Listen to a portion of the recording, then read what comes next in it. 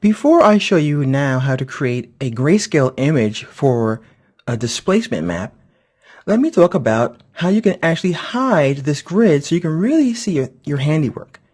On the bottom of these controls here, you see that we have this grid and control colors.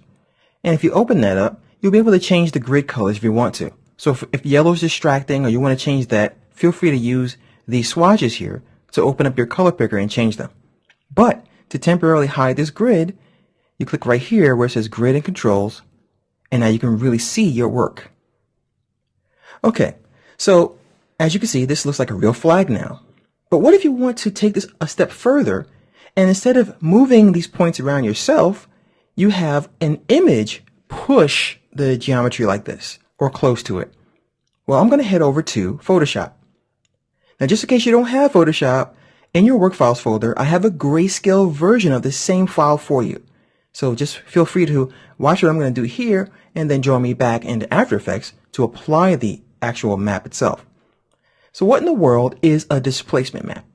Well, let me just go back over here again. When we moved these points around, we took what was flat and we displaced its position and put it in a different position. What you could do with a picture is the same thing. Now, in many applications, there are things called a displacement map and a bump map. Both give you the illusion of perturbing the geometry so that we have raised and lowered parts of it. So we're going to use an image of the same image, which was kind of funny to say, to make this flag look like it's actually distorted. So I'm going to take this image here, and I'm going to go to Image Menu. And this tutorial should actually be called How Many Times Can I Say the Word Image? And I'm going to go to Image Mode, Grayscale. And then it's going to ask me if I want to discard the color information. I'm going to say yes and discard.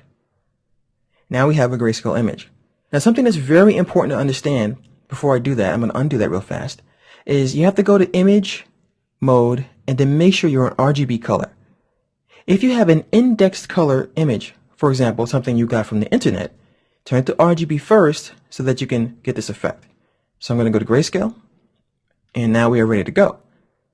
The way this is going to work is After Effects is going to look at these colors here, and based on the black or white or gray, will determine what gets pushed up and what gets pushed back.